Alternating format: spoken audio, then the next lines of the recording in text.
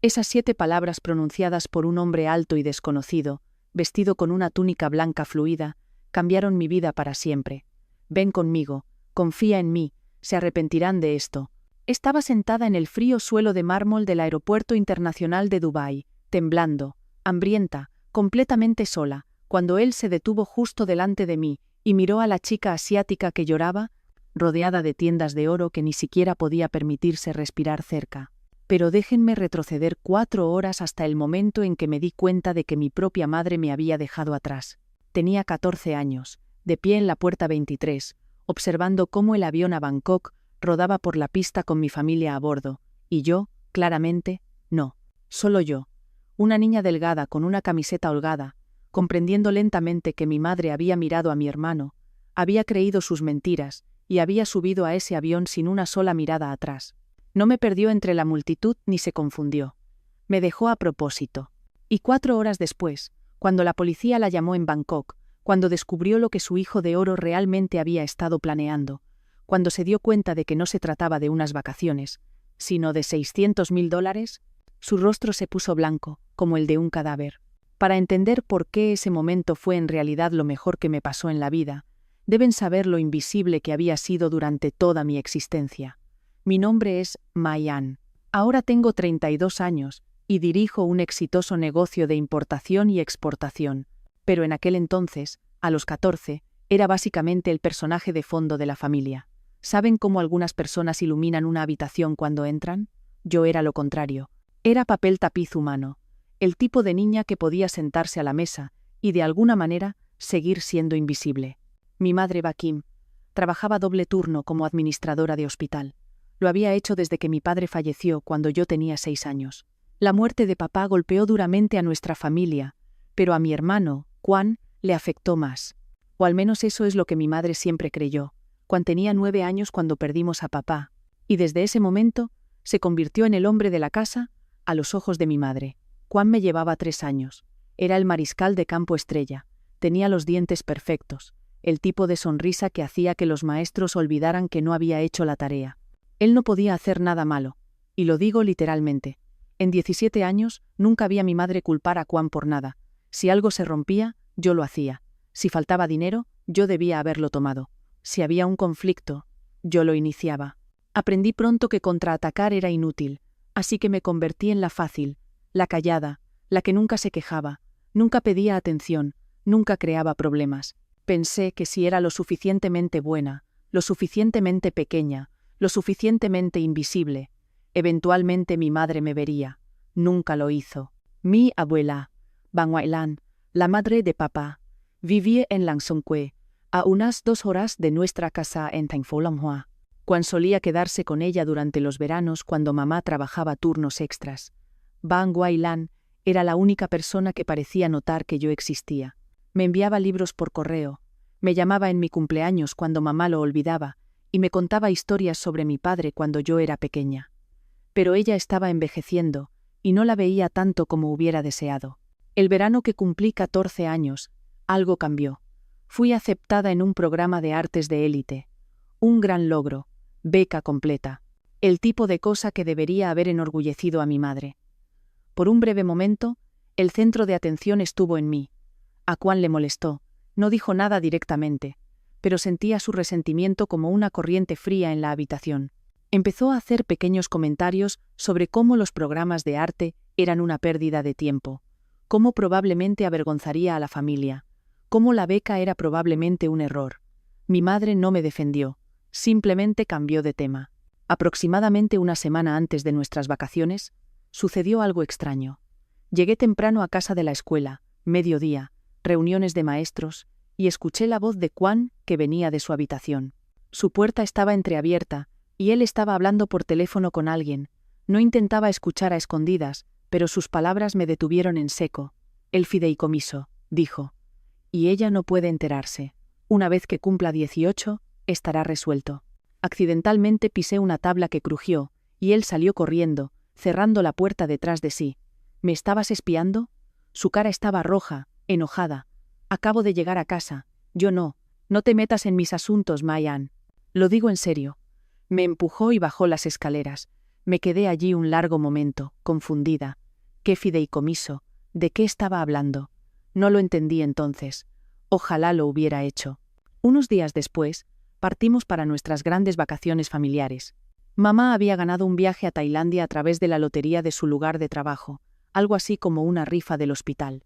Eran nuestras primeras vacaciones de verdad en años, y yo estaba realmente emocionada.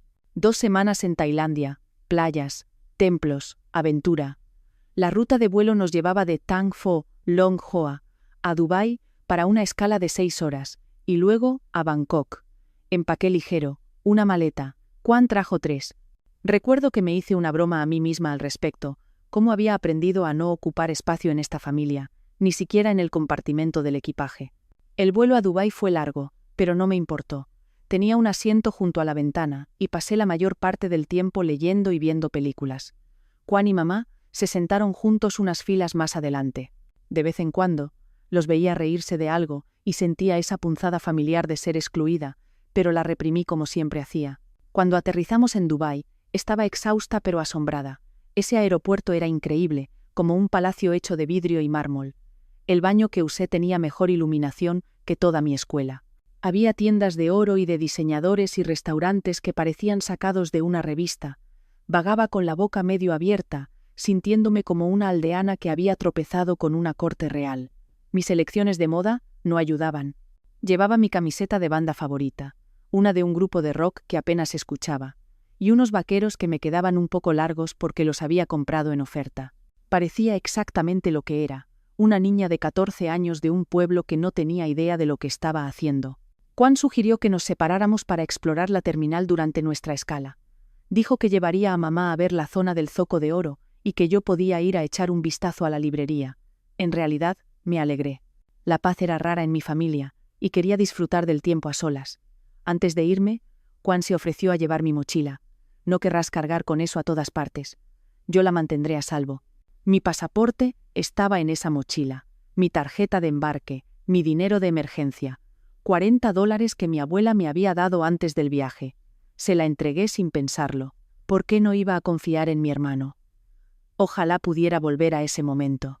Ojalá pudiera agarrar a esa niña por los hombros y decirle que se aferrara a su bolso, como si su vida dependiera de ello, porque, en cierto modo, así era. Fui al baño, pasé quizás 15 minutos navegando por la librería, y luego regresé a nuestro punto de encuentro cerca de la puerta 23. Juan y mi madre ya no estaban. Esperé 30 minutos 45. Me dije a mí misma que se habían distraído comprando, que habían perdido la noción del tiempo, pero una sensación de malestar crecía en mi estómago. Finalmente, encontré un mostrador de información y pregunté por nuestro vuelo a Bangkok. La mujer detrás del mostrador tecleó algo en su computadora, y luego me miró con preocupación. Ese vuelo ya ha embarcado, querida. Está rodando hacia la pista ahora mismo. No, mi familia está en ese vuelo. Se supone que yo debo estar en ese vuelo. Ella volvió a verificar. Bakim embarcó. Juan embarcó. Mayan no se presentó. Mi corazón se detuvo. Mi vista se nubló. Creo que le pedí que lo repitiera 3 veces antes de que las palabras realmente llegaran a mi cerebro. Me dejaron. Mi madre y mi hermano subieron a ese avión y volaron a Tailandia sin mí, y mientras me quedaba allí congelada, no tenía idea de que, en menos de 2 horas, descubriría exactamente por qué. Me quedé en ese mostrador de información completamente congelada. La mujer detrás del mostrador estaba hablando, preguntando si estaba bien, si había alguien a quien pudiera llamar, pero su voz sonaba como si viniera a través del agua. Todo se sentía distante, irreal. Mi familia me había dejado. Mi propia madre había subido a un avión y se había marchado sin su hija de 14 años. Un oficial de seguridad se me acercó. Me pidió el pasaporte. No lo tengo, susurré. Mi hermano lo tiene. ¿Su tarjeta de embarque? Él también la tiene. El oficial intercambió una mirada con la mujer del mostrador. Pude verlos calcular, menor no acompañada, sin documentos, sin familia, sin explicación. Descubrí más tarde, mucho más tarde, exactamente lo que Juan había hecho. Cuando fui al baño, él fue directo a la puerta. Le dijo al personal de la aerolínea que yo viajaba con otros miembros de la familia en un vuelo posterior, porque habíamos comprado boletos individuales, no un paquete familiar. Algún trato a través de la lotería del trabajo de mi madre. No hubo banderas rojas. La gente de la puerta simplemente verificó su nombre. verificó el nombre de mi madre y los dejó abordar. Pero antes de eso, él había tenido una conversación con mi madre. Le dijo que yo había tenido un berrinche enorme en el baño. Dijo que había estado chateando en línea con un chico que conocí en internet y que estaba tratando de encontrarlo en Dubái. Afirmó que le grité. Dijo que odiaba a la familia y que quería que me dejaran sola para siempre. Mi madre, exhausta, estresada, condicionada por años de creer todo lo que Juan decía, le tomó la palabra. No vino a buscarme. No pidió hablar conmigo. Simplemente asintió, con los labios apretados y furiosa, y siguió a Juan a ese avión. Pensó que me estaba dando una lección sobre gratitud, sobre no ser dramática, sobre conocer mi lugar. No tenía idea de que estaba dejando a su hija varada en un país extranjero porque su hijo era un mentiroso. Pero yo aún no sabía nada de eso. Todo lo que sabía era que estaba completamente sola, sin pasaporte. Juan lo había tomado de mi mochila, sin dinero. Mis $40 de dinero de emergencia estaban en la misma bolsa. Sin teléfono, mi madre me lo había confiscado antes del viaje porque quería limitar el tiempo de pantalla durante las vacaciones. Ni siquiera sabía el número de teléfono de mi madre de memoria. Como la mayoría de los adolescentes, confiaba en mi lista de contactos. Podría haberles dicho que su número comenzaba con un 6, quizás, pero más allá de eso, nada. Un empleado de la aerolínea se ofreció a intentar llamarla por mí. Sacaron su número de los registros de reserva y marcaron. Fue directamente al buzón de voz. Había puesto su teléfono en modo avión como una pasajera responsable. La ironía no se me escapó. Seguridad seguía haciendo preguntas. ¿De dónde era? ¿Dónde estaban mis padres? ¿Tenía parientes en los Emiratos Árabes Unidos? ¿Conocía a alguien a quien pudiera contactar? No tenía respuestas. Solo lágrimas y pánico, y la creciente comprensión de que estaba completa y absolutamente sola en uno de los aeropuertos más grandes del mundo, a medio camino de casa. Me llevaron a una pequeña oficina de seguridad mientras decidían qué hacer conmigo. Una amable mujer me dio agua y pañuelos, pero pude ver la preocupación en su rostro. Yo era un problema, un incidente internacional a punto de ocurrir. Me senté en esa oficina durante lo que parecieron horas, aunque probablemente solo fueron 45 minutos. Mi mente seguía corriendo, volviendo a las mismas preguntas. ¿Por qué haría esto, Juan? ¿Por qué mamá no me comprobó ella misma? ¿Por qué nadie vino a buscarme? Y entonces, sin ser llamada, su voz resonó en mi cabeza. El fideicomiso. Ella no puede enterarse. Una vez que cumpla 18. Juan cumpliría 18 en 3 meses. No sabía nada de un fideicomiso. Mi madre nunca habló de las finanzas de mi padre, solo que estábamos cómodos, y que ella trabajaba duro para que siguiéramos así. Pero Juan sabía algo. Había estado escondiendo algo. Y ahora, me había dejado varada en Dubái, 3 semanas antes de que la herencia de nuestro padre fuera accesible para él. Esto no era una broma. No era una rivalidad entre hermanos que salió mal. Esto era algo más grande, y empezaba a darme cuenta de lo peligroso que era para mí. Finalmente, seguridad no tuvo más preguntas para mí, así que me liberaron de nuevo en la terminal con vagas instrucciones de esperar cerca del vestíbulo principal mientras contactaban a la embajada. Vagabundeé aturdida hasta que encontré un rincón cerca de una cafetería, y me deslicé para sentarme en el frío suelo de mármol. Las lágrimas vinieron entonces, calientes y rápidas. Intenté ahogarlas con mis manos, intenté no montar una escena, pero no pude parar. Observé a familias pasar, niños cogidos de la mano de sus padres, riendo, seguros. Una niña de unos 5 años dejó caer su oso de peluche, y su padre inmediatamente lo recogió y se lo devolvió, besándole la coronilla. Un gesto tan pequeño, un gesto tan normal. No podía recordar la última vez que mi madre me había tocado con esa clase de ternura. Tal vez Juan tenía razón, tal vez yo no era digna de ser amada, tal vez era solo una carga, un error, alguien sin quien la familia estaría mejor. Mi estómago gruñó ruidosamente, interrumpiendo mi autocompasión. No había comido en al menos 8 horas. Lo último que había tomado era un croissant rancio de avión en algún lugar de Europa, y eso parecía hacía una eternidad. Miré las tiendas relucientes, Gucci, Prada, Chanel. El aeropuerto rebosaba lujo, y yo estaba sentada en el suelo con exactamente 0. La ironía era tan aguda que casi me hizo reír. Casi. Pensé en lo que haría si esto fuera una película. En una película, la heroína valiente encontraría una forma ingeniosa de salir. Haría amistad con un guardia de seguridad, o descubriría un talento secreto, o al menos tendría algunas habilidades básicas de supervivencia a las que recurrir. Mis habilidades de supervivencia consistían en hacer ramen en el microondas y ocasionalmente recordar hacer mi colada. Estaba condenada. Los minutos pasaron. Apoyé mi espalda contra la fría pared y traté de desaparecer. Había pasado toda mi vida intentando ser invisible en mi propia familia. Ahora deseaba poder ser visible al menos una vez para alguien a quien realmente le importara. Y entonces, justo cuando pensé que había tocado fondo, una sombra cayó sobre mí. Levanté la vista. Un hombre alto estaba allí, quizás de unos 50 y tantos, vestido con una elegante túnica blanca tradicional y una barba gris prolijamente recortada y ojos oscuros y amables. Parecía alguien importante. Alguien que probablemente era dueño de varias de esas elegantes tiendas que yo no podía permitirme mirar, pero no me miraba con juicio o lástima. Me miraba con genuina preocupación. «Joven», dijo, su inglés acentuado pero claro, «pareces alguien que necesita ayuda, y creo que sé exactamente cómo darla». Cada instinto de mi cuerpo gritaba peligro. Un extraño, un país extranjero, sola. Esta era exactamente la situación sobre la que mi madre me había advertido toda mi vida. No hables con extraños. No confíes en nadie que no conozcas. El mundo está lleno de gente que quiere hacerte daño.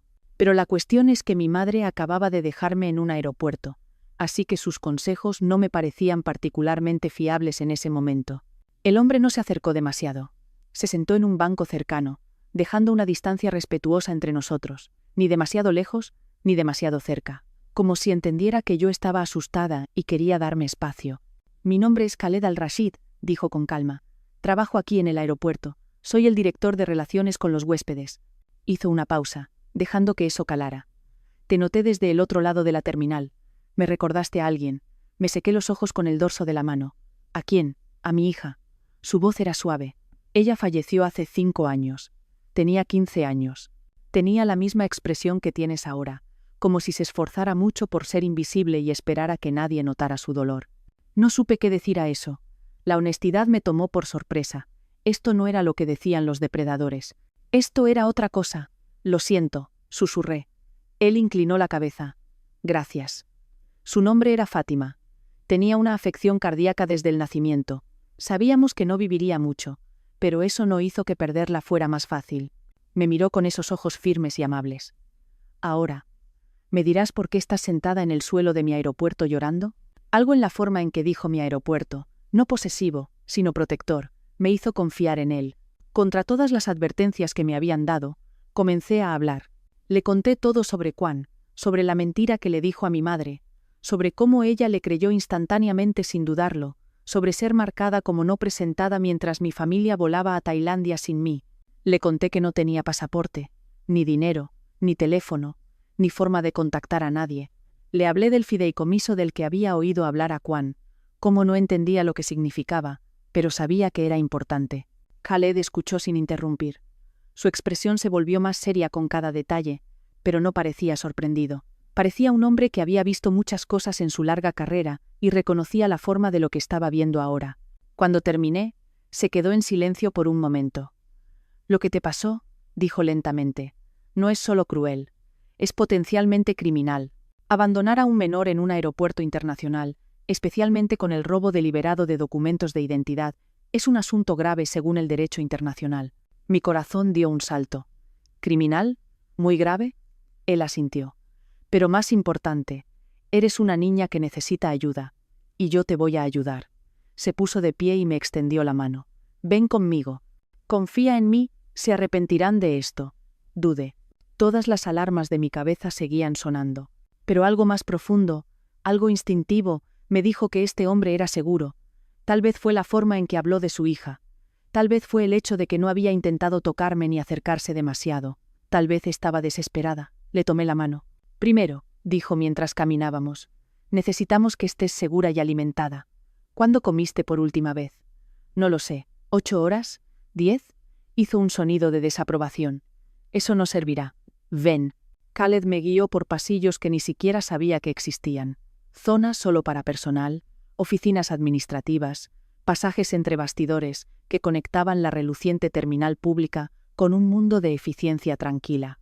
Explicó quién era a los guardias de seguridad en el camino, y ellos asintieron respetuosamente, apartándose. Me di cuenta de que Khaled no tenía personalmente la autoridad para iniciar una gran investigación internacional, pero sabía exactamente a quién contactar y cómo hacer que las cosas sucedieran rápidamente. Estaba conectado, era respetado, y estaba de mi lado. Terminamos en una oficina administrativa con luces suaves y sillas cómodas. Una mujer llamada Aisha, de rostro amable, quizás de unos 40 años, se sentó conmigo mientras Khaled hacía llamadas telefónicas en la habitación contigua. «Estás a salvo ahora, Habibti», dijo Aisha, entregándome un plato de comida de la cafetería del personal. Pollo, arroz, verduras, pan caliente. Pase lo que pase, aquí estás segura. Comí como si nunca hubiera visto comida antes. Ese sándwich de pollo, bueno, era más como una comida completa que un sándwich. Fue lo mejor que había probado en mi vida. El hambre es realmente el mejor condimento. Mientras comía, podía oír a Khaled por teléfono. Su voz era tranquila, pero tenía una autoridad que hacía que las paredes parecieran más delgadas. «Soy el director Al-Rashid. Necesito las grabaciones de seguridad de las puertas 20 a 25. Horario de 14:30 a 16. Sí, inmediatamente. Tenemos un menor que fue abandonado deliberadamente. Sus documentos fueron robados por un miembro de la familia». Dejé de masticar. ¿Abandonado deliberadamente? Oír a alguien más decirlo lo hizo real de una manera que antes no lo había sido. Mi hermano no solo me había dejado atrás, lo había planeado. Una hora después, vi la prueba. Los colegas de Khaled habían recuperado las grabaciones de seguridad. Encontraron el momento exacto, cuando abriendo mi mochila mientras yo caminaba hacia el baño, metiendo la mano, sacando mi pasaporte y mi tarjeta de embarque, con una pequeña y deliberada sonrisa, los guardó en su propia mochila, la cerró y se fue como si nada hubiera pasado. Luego me mostraron las imágenes de la puerta, Juan susurrando a mi madre, su cara retorciéndose de ira. Ella asintió, con los labios apretados, y se dirigió hacia la pasarela de embarque. No miró hacia atrás, ni una sola vez. Juan la siguió, y justo antes de desaparecer por la puerta, miró hacia la terminal. Estaba sonriendo. Las imágenes fueron como un golpe en el pecho. Sabía intelectualmente que me habían dejado, pero verlo, ver la sonrisa de Juan, ver la completa falta de vacilación de mi madre, rompió algo dentro de mí. «Esto es una prueba muy clara», dijo Khaled, sentándose frente a mí. «No hay ambigüedad. Tu hermano robó tus documentos de viaje y te separó deliberadamente de tu familia. Tu madre no verificó su historia. Esto es abandono». Asentí, entumecida. «Ahora», continuó, «debo preguntarte algo. Mencionaste un fideicomiso. A tu hermano le preocupaba el dinero. ¿Sabes algo sobre la herencia de tu padre?» Negué con la cabeza. Mi mamá nunca habló de eso. Solo dijo, «Papá dejó lo suficiente para que estuviéramos cómodos. Asumo que eso significaba la casa y esas cosas». Khaled se quedó en silencio por un momento. «A veces», dijo con cautela, «los hermanos hacen cosas terribles para proteger lo que creen que les pertenece solo a ellos. A veces, los padres dejan más que casas y muebles. Y a veces esos secretos se convierten en armas». Pensé en Juan, en la llamada telefónica que había escuchado. Ella no puede enterarse una vez que cumpla 18. Mi hermano cumple 18 en 3 meses, dije lentamente. Estaba hablando de un fideicomiso, algo a lo que podría acceder cuando cumpliera 18. Khaled asintió. Cuando regreses a casa, deberías revisar los documentos de tu padre, hacer preguntas, averiguar qué dejó y para quién. ¿Crees que esto es por dinero? Creo, dijo suavemente, que las personas revelan su verdadero carácter cuando creen que nadie las está mirando. Tu hermano ha revelado el suyo. La pregunta ahora es, ¿qué harás con ese conocimiento? No tenía una respuesta. Tenía 14 años, estaba exhausta, con el corazón roto y sentada en una oficina a miles de kilómetros de casa. ¿Qué podría hacer? Pero en algún lugar dentro de mí, una pequeña llama de ira comenzaba a arder. Ya no solo tristeza, no solo confusión, ira. Mi padre solía llamarme su joya oculta. Nunca entendí lo que quería decir. ¿Oculta de qué? ¿Oculta de quién? Ahora, sentada en esa oficina del aeropuerto con la mirada firme de Khaled sobre mí, empezaba a entender. Mi padre había visto algo. Había sabido de alguna manera que yo necesitaría protección de mi propia familia y había tratado, de la forma que pudo, de darme esa protección. Simplemente aún no la había encontrado. El teléfono de Khaled sonó. Él contestó. Habló rápidamente en árabe. Luego se volvió hacia mí con una nueva expresión en su rostro. «El vuelo a Bangkok todavía está en el aire», dijo. «Aterrizan en aproximadamente 90 minutos. He contactado a las autoridades en Tailandia y a la Embajada de Estados Unidos aquí en Dubái. Cuando ese avión aterrice, tu madre y tu hermano serán recibidos por la policía. Se me encogió el estómago. ¿Policía? El abandono de menores es un delito grave. El abandono internacional de menores, con robo de documentos, es aún más grave. Hizo una pausa. Tienes una elección ahora, Mayan. Puedes dejarlo pasar. Podemos arreglar para que simplemente vueles a casa y puedes fingir que esto nunca sucedió. O, sonrió un poco. O puedes ver cómo se hace justicia. Y confía en mí cuando te digo que se arrepentirán de lo que han hecho. Pensé en el rostro de mi madre en esas grabaciones de seguridad. La forma en que ni siquiera dudó. La forma en que no miró hacia atrás. Pensé en la sonrisa de Quan. Quiero ver, dije. Khaled descolgó el teléfono y marcó. Su voz era tranquila, pero llevaba una electricidad que hacía que el aire de la habitación se sintiera cargado. Soy el director Al-Rashid. Necesito que contacten inmediatamente a la Oficina de Coordinación de la Policía Internacional y a la Embajada de los Estados Unidos. Tenemos un caso confirmado de abandono de menores por parte de una familia estadounidense. La madre y el hermano están actualmente en el vuelo 384 de Emirates a Bangkok. Quiero que las autoridades estén esperando cuando ese avión aterrice. No deben salir del aeropuerto. Me miró con una pequeña sonrisa tranquilizadora. Ahora, jovencita, hablemos de justicia. Los siguientes 90 minutos fueron los más largos de mi vida. La red de Khaled se movió rápido. A los 30 minutos de sus llamadas telefónicas, múltiples agencias estaban involucradas en mi caso. La seguridad de la autoridad aeroportuaria de Dubái había documentado todo con sellos oficiales de tiempo. La Embajada de los Estados Unidos en Dubái abrió un expediente de emergencia para mí, una menor estadounidense varada con documentos robados. Las autoridades tailandesas fueron notificadas y comenzaron a coordinar con la policía en el aeropuerto Suvarnabhumi de Bangkok. Emirates Airlines recibió una alerta sobre la situación a bordo del vuelo 384. Todo estaba siendo grabado. Grabaciones de seguridad, declaraciones de testigos, reconstrucción de la línea de tiempo, un rastro documental que sería imposible de negar o explicar. Una funcionaria de la embajada, una mujer llamada señora Patterson con voz seria y ojos amables, me llamó para hablar conmigo directamente. Me explicó a qué se enfrentaba mi madre. Abandonar a un menor en un país extranjero es un grave incidente internacional, dijo. Su madre podría enfrentarse a una investigación tanto en los Emiratos Árabes Unidos como en Tailandia. Su hermano, aunque todavía es menor de edad a los 17, está lo suficientemente cerca de los 18 como para que sus acciones sean escrutadas muy seriamente. Dependiendo de la ley de menores de Arizona, podría enfrentarse a cargos relacionados con el robo de documentos y el poner en peligro a un niño. Escuché aturdida. Cargos, investigación, incidente internacional. Eran palabras de dramas judiciales, no de mi vida real. La evidencia es clara, continuó la señora Patterson. Las grabaciones de seguridad muestran a su hermano retirando deliberadamente sus documentos. No hay ambigüedad aquí. La pregunta ahora es cómo quiere proceder. ¿Cómo quería proceder? Como si tuviera alguna idea. Tenía 14 años. Estaba sentada en una oficina de aeropuerto, comiendo mi segundo plato de pollo con arroz, tratando de procesar el hecho de que mi familia había cometido un crimen contra mí. Parte de mí todavía quería proteger a mi madre. 17 años de condicionamiento no desaparecen en unas pocas horas. Seguía pensando. Tal vez ella no sabía. Tal vez Quan la engañó por completo. Tal vez, si solo le explicaba, se disculparía y todo volvería a la normalidad.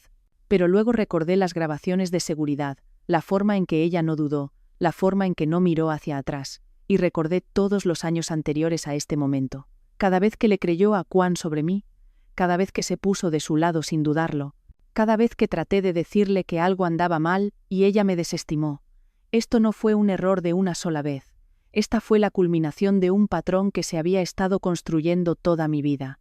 Yo era demasiado joven, demasiado desesperada por su amor para verlo con claridad. La ira que había sentido antes, esa pequeña llama, se estaba volviendo más fuerte. No caliente y salvaje, sino fría y constante. El tipo de ira que no se apaga rápidamente. Mientras esperaba noticias de Bangkok, sucedió algo más. Algo que lo cambió todo. Cuando el avión aterrizó y las autoridades tailandesas detuvieron a Quan y a mi madre, confiscaron el teléfono de Quan como prueba. Procedimiento estándar para cualquier investigación que involucre a un menor. Y cuando examinaron sus mensajes, encontraron exactamente lo que Khaled había sospechado. Mensajes de texto a su novia, una chica llamada Zhan Tu, que abarcaban 3 semanas antes de nuestro viaje. Quan no había actuado por impulso, había estado planeando esto durante casi un mes. Un mensaje de texto decía: «El viaje es perfecto. Me desharé de ella en Dubái, y mamá tendrá que elegir un bando. Ella siempre me elige a mí». Otro: «Una vez que Ma-Yan esté fuera del camino, puedo convencer a mamá sobre el dinero. Ella confía completamente en mí». Y el más condenatorio: enviado solo 2 días antes de que saliéramos de Tang Folong Hoa. «Una vez que cumpla 18, ese fideicomiso es mío. Ma-Yan ni siquiera sabe que existe. Y si se escapa en Dubái, no tendrá legitimidad para reclamar su parte». Problema resuelto. Cuando Khaled me leyó esos mensajes, sentí como si me hubieran dado un puñetazo en el estómago. Quan no solo era cruel, era calculador. Me había visto como un obstáculo para un dinero que ni siquiera sabía que existía. Y decidió eliminarme de la ecuación permanentemente, si podía lograrlo. ¿Qué me habría pasado si Khaled no me hubiera encontrado, si me hubiera quedado perdida en ese aeropuerto, una adolescente asiática olvidada sin documentos y sin forma de volver a casa? No quería pensar en ello. La señora Patterson me ayudó a entender lo que Quan había estado protegiendo. Mi padre, antes de morir hace 8 años, había establecido un fideicomiso para ambos hijos. El valor total era de $400.000, dividido equitativamente entre Quan y yo. La mitad de Quan, $200.000, sería accesible cuando cumpliera los 18 años. Eso faltaba 3 meses. Mi mitad, $200.000, estaba estructurada de manera diferente. Papá la había vinculado a gastos educativos hasta que yo cumpliera 25 años. No podía tocar el capital, pero pagaría la universidad, la escuela de posgrado, cualquier programa de capacitación que quisiera. Estaba protegida, guardada donde nadie pudiera acceder a ella. Quan había estado tratando durante meses de convencer a mi madre de consolidar los fondos. Su argumento, según los mensajes de texto, era que yo era difícil e irresponsable y que desperdiciaría el dinero en cosas de arte estúpidas. Quería que mamá solicitara a la corte que mi parte fuera transferida a su control.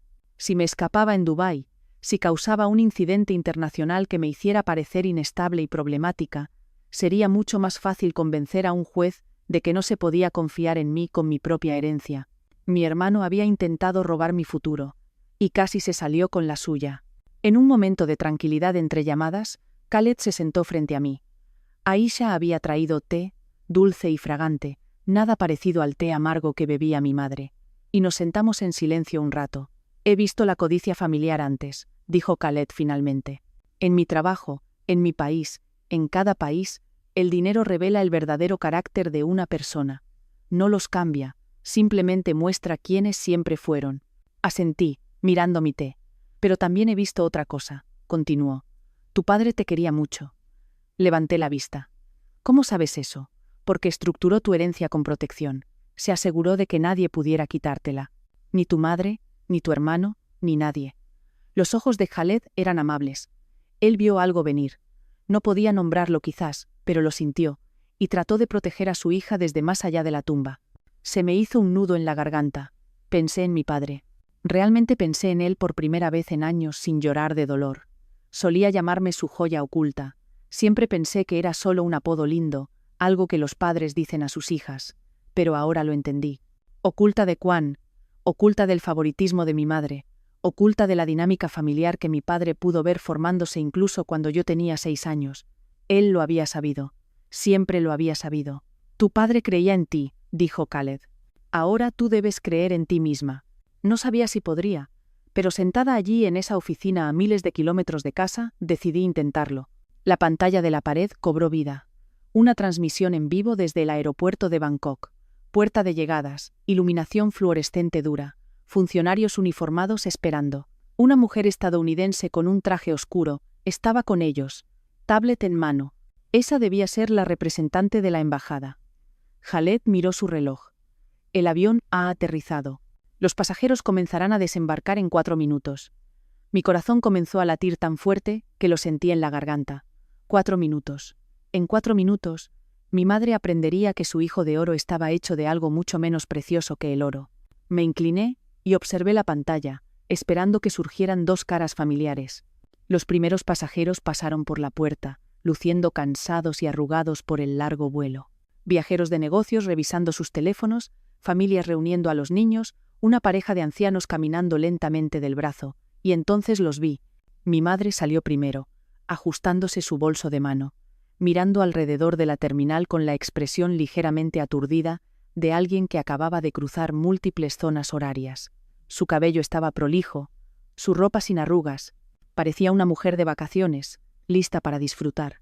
Juan la siguió justo detrás, riéndose de algo en su teléfono, realmente riéndose, sin una preocupación en el mundo, sin un solo pensamiento sobre la hermana que había abandonado 12 horas antes en un aeropuerto extranjero. Se veían tan normales, tan relajados, como si no hubieran hecho nada malo en absoluto. 2 agentes de policía tailandeses y la representante de la Embajada de Estados Unidos se acercaron a ellos con calma. Observé el rostro de mi madre cambiar. Primero confusión, luego preocupación, luego el comienzo de un miedo real. La mujer de la embajada habló primero. No pude escuchar las palabras en la transmisión de video, pero pude ver el efecto que tuvieron. Estaba explicando la situación, diciéndole a Ba Kim que su hija había sido encontrada abandonada en el aeropuerto internacional de Dubái, que las autoridades habían sido contactadas, que esto era ahora un incidente internacional oficial. El primer instinto de mi madre fue la defensa. Podía ver su boca moviéndose rápidamente, incluso sin sonido, sabía lo que estaba diciendo. Debe ser un error. Ella quería quedarse, estaba teniendo un berrinche, dijo que quería que la dejaran sola. Juan estaba a su lado, asintiendo, interpretando al hermano mayor solidario y preocupado. Siempre ha sido dramática. Probablemente hizo esto para llamar la atención. Ya sabes cómo es.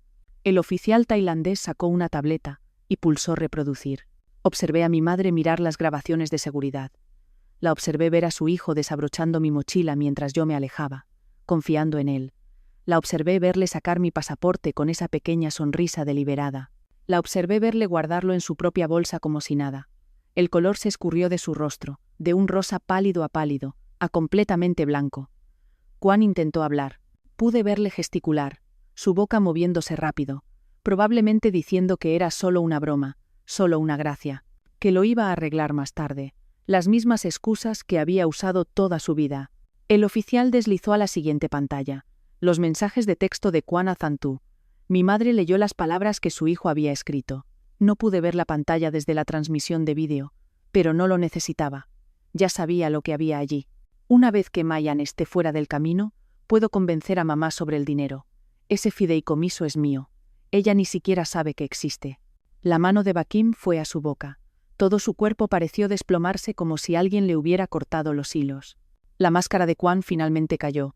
Había visto a mi hermano encantar su camino para salir de problemas toda mi vida. Maestros, entrenadores, vecinos, nuestra madre, todos cayeron por su sonrisa, su confianza, sus excusas fáciles. Nunca había enfrentado una consecuencia que no pudiera resolver con palabras. Pero no puedes encantar tu camino para salir de las pruebas. No puedes sonreír a una cámara de seguridad y hacer que no vea lo que grabó. No puedes explicar mensajes de texto escritos con tus propias palabras. El rostro de Juan pasó de confiado a confundido a asustado en el lapso de unos 30 segundos. Sus hombros se encogieron, sus manos comenzaron a temblar. Intentó retroceder como si pudiera retirarse físicamente de la situación, pero los oficiales ya estaban a ambos lados de él. Pensé que sentiría satisfacción al ver este triunfo, quizás algún tipo de victoria. En cambio, solo sentí cansancio y tristeza, y el alivio de que finalmente había terminado. La representante de la embajada levantó una tableta, y de repente estaba mirando el rostro de mi madre en una videollamada. Ella podía verme, yo podía verla, parecía destruida. El rímel le corría por las mejillas, los ojos rojos e hinchados, más vieja de lo que nunca la había visto. Mayan. Su voz se quebró. Cariño, lo siento mucho, no lo sabía. Juan me dijo. Dijo que querías, no lo comprobaste. Mi voz salió más firme de lo que esperaba. No me preguntaste, no viniste a buscarme al baño a preguntar qué pasó. Simplemente le creíste a él. Lo sé, y lo siento mucho. Siempre le crees a él. No estaba gritando, no estaba llorando, simplemente estaba declarando hechos. Siempre le has creído a él. Toda mi vida lo has elegido a él por encima de mí. Todas y cada una de las veces. Sollozó más fuerte. Juan, detrás de ella, miraba al suelo. Papá nunca me habría dejado, dije en voz baja. Él sabía. Él siempre supo lo que era Juan. Por eso protegió mi herencia. porque sabía que tú no lo harías. Mi madre se estremeció como si la hubiera abofeteado. Podría haber dicho más. Podría haber enumerado cada agravio, cada momento en que me había fallado, cada vez que la había necesitado y ella no estaba allí. Pero ¿cuál era el punto? Ella sabía. Ella siempre lo había sabido. En algún lugar muy dentro de sí, simplemente había elegido no verlo. He terminado, dije. He terminado de ser invisible. He terminado de ser la que no importa. La representante de la embajada tomó suavemente la tableta. La llamada terminó. Me senté en silencio por un largo momento. Aisha me puso una mano en el hombro. Khaled no dijo nada. Simplemente se sentó cerca, una presencia constante. Las consecuencias legales se anunciaron durante la siguiente hora. Juan sería detenido y devuelto a los Estados Unidos bajo escolta. Su teléfono se mantuvo como prueba. Su caso sería revisado por las autoridades juveniles en Arizona por poner en peligro a un niño y robo. Tenía 17 años, lo suficientemente mayor para enfrentar graves consecuencias, lo suficientemente joven como para que probablemente no destruyera por completo su futuro. Mi madre también enfrentaba posibles cargos, pero dado que no había conocido el plan completo de Juan, y dada mi voluntad de cooperar con las autoridades, probablemente recibiría una advertencia formal y consejería familiar obligatoria en lugar de un procesamiento. La situación del fideicomiso sería revisada por un tutor designado por el tribunal. Mi herencia estaba segura, más que segura. Ahora estaba protegida por documentación legal que haría imposible que alguien la tocara. Y Juan había apostado todo su futuro atlético. Una beca de fútbol de División 1, mariscal de campo titular, sueños de ser profesional. Esa beca requería un historial limpio. Este incidente, documentado, investigado, coordinado internacionalmente, lo seguiría. Incluso si los cargos eventualmente se reducían o se retiraban, el registro existiría. Los entrenadores harían preguntas. Las verificaciones de antecedentes encontrarían respuestas. Todo lo que había estado tratando de proteger al eliminarme, su dinero, su futuro, su estatus, ahora estaba en riesgo. Y se lo había hecho a sí mismo con sus propias palabras, sus propias acciones, su propia arrogante certeza de que nunca lo atraparían. El karma, resulta, tiene una excelente sincronización. Realmente debería haber comprado palomitas de maíz. Antes de salir de la oficina, Khaled organizó mi regreso a casa. La Embajada de Estados Unidos había emitido documentos de viaje de emergencia, procedimiento estándar para menores estadounidenses varados, para que pudiera volar sin mi pasaporte robado. Emirates me subió a primera clase. El personal de la aerolínea me escoltaría todo el camino. Khaled me entregó su tarjeta de presentación, antigua, de color crema, elegante. Si alguna vez necesitas algo, dijo, lo que sea, llama a este número, siempre me encontrarás. ¿Por qué? Pregunté. ¿Por qué me ayudaste? No tenías por qué hacerlo. Se quedó en silencio un momento. Porque me recordaste a Fátima, mi hija. Era amable como tú, callada como tú, ignorada como tú. Hizo una pausa. Ella habría querido que ayudara a alguien que lo necesitaba, y tú lo necesitabas. Lo abracé. Probablemente fue inapropiado. Apenas lo conocía. Nos habíamos conocido hacía horas. Veníamos de mundos completamente diferentes. Pero en ese momento se sintió más como familia que nadie con quien compartiera sangre. Eres más fuerte de lo que crees, dijo Khaled. Tu padre tenía razón.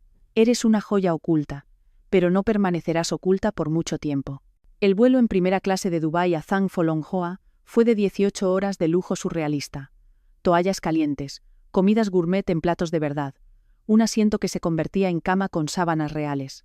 Azafatas que me trataron como a la realeza después de que la aerolínea les informara de mi situación. Seguía pensando, esto es lo más caro que me ha pasado en la vida, y no pagué ni un céntimo. Probablemente haya una lección ahí sobre cómo a veces las peores experiencias llevan a bendiciones inesperadas. Pero, sinceramente, estaba demasiado cansada para filosofar. Simplemente cené mi elegante salmón, vi 3 películas y dormí como una marmota. Cuando aterricé en Tan Pho Long Hoa, mi abuela, Ban Guailan, estaba esperando en la zona de llegadas. Parecía más mayor de lo que recordaba. Había pasado casi un año desde la última vez que la vi, pero su abrazo era exactamente el mismo, fuerte y cálido y con olor a lavanda y a libros viejos. Te tengo, dijo. Ahora estás a salvo, cariño. Te tengo. Me llevó a su casa en Lang Son Ke, no a la casa de mi madre en Tan Pho Long Hoa. Eso fue deliberado. No estaba lista para enfrentarme a mi madre todavía. Y Van Guailan lo entendió sin que yo tuviera que explicarlo.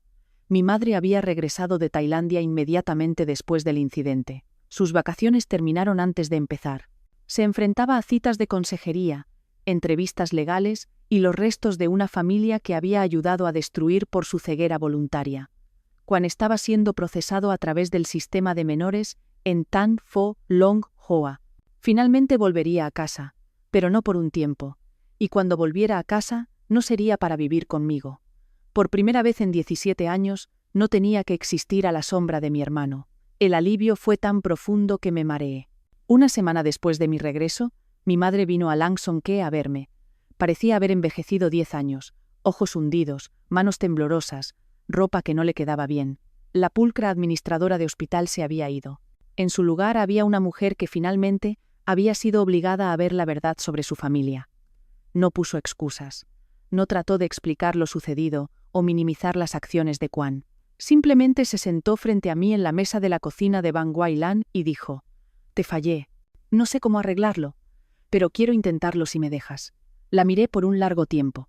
Esta mujer que había elegido a mi hermano por encima de mí durante tanto tiempo como pude recordar, que había creído sus mentiras sin dudarlo, que había subido a un avión y me había dejado varada en un país extranjero, pero también esta mujer que había trabajado doble turno para mantener un techo sobre nuestras cabezas, que había perdido a su esposo joven y había hecho lo mejor que pudo para mantener unida a la familia, que era imperfecta y estaba rota, y finalmente dispuesta a admitirlo. «No sé si puedo perdonarte», dije honestamente. «Todavía no. Quizás nunca». Ella asintió, las lágrimas corriendo por su rostro. «Pero», continué, «estoy dispuesta a intentarlo.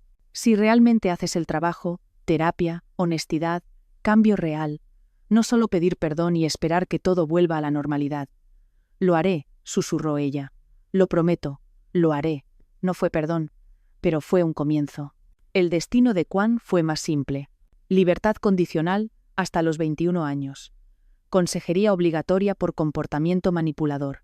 Horas de servicio comunitario que tardarían años en completarse, y una anotación permanente en su historial que lo descalificaba de su beca de División 1. Finalmente, terminó viviendo con Van Guailan también, separado de mí, en la habitación de invitados al otro lado de la casa. Nuestra madre ya no podía mirarlo de la misma manera, y él necesitaba un lugar a donde ir. La última vez que supe, años después, estaba trabajando como ayudante de mecánico en un taller de autos en Lang Son Ke. Un trabajo honesto, un trabajo humilde, muy lejos de sus sueños de mariscal de campo, pero quizás exactamente lo que necesitaba.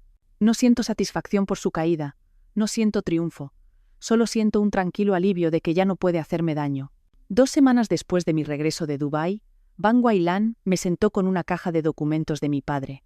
«Te los he guardado», dijo, «esperando a que fueras lo suficientemente mayor, hasta que fuera el momento. Dentro, encontré todo. Los documentos del fideicomiso, extractos bancarios, documentos legales, y al final de todo, una carta con la letra de mi padre fechada una semana antes de su muerte. Me la había escrito a mí. Él sabía incluso entonces que algo andaba mal en nuestra familia. Había visto el comportamiento de Quan, la manipulación, la crueldad, la forma en que me trataba cuando los adultos no estaban mirando. No podía nombrarlo exactamente, pero lo sentía. Así que había estructurado mi herencia con protección adicional. La había guardado donde nadie pudiera tocarla hasta que yo tuviera 25 años y fuera completamente independiente. Incluso había añadido una póliza de seguro de vida separada, designada enteramente para mí, no por favoritismo, escribió, sino porque sabía que Quan sería cuidado por nuestra madre. Yo era la que necesitaba protección. La carta terminaba con palabras que nunca olvidaré. «Mayan, mi joya oculta, enfrentarás tormentas en esta familia, pero estás hecha para capearlas. Sé paciente, sé fuerte, y sabe que tu padre te amó más de lo que las palabras pueden expresar. Creo en ti. Con amor, siempre, papá». La herencia total cuando finalmente accedí a ella a los 25 años fue de $600.000, $200.000 del fideicomiso original, $400.000 del seguro de vida, suficiente para cambiar mi vida por completo. La usé sabiamente. Empecé mi negocio de importación y exportación, especializándome en productos artesanales de Oriente Medio, porque a veces el universo tiene sentido del humor. Lo convertí en algo real y exitoso y completamente mío. Me mantuve en contacto con Khaled. Asistió a mi graduación universitaria, de pie en la última fila, secándose los ojos. Cada año, en el aniversario del incidente de Dubái, le envío flores. Él me envía libros sobre negocios y filosofía, y sobre cómo encontrar tu fuerza en tiempos oscuros. Mi relación con mi madre sanó lentamente, con cuidado, con límites claros y terapia regular y conversaciones honestas que a veces dolían, pero siempre ayudaban. No somos mejores amigas, probablemente nunca lo seremos, pero ahora somos reales la una con la otra, y eso es más de lo que tuvimos nunca antes. Si esta historia te mantuvo al borde del asiento, dale un me gusta y compártela con alguien que ame una buena historia sobre el karma. Tu apoyo significa mucho para mí y ayuda a que estas historias lleguen a más personas que las necesitan. Nos vemos en la próxima.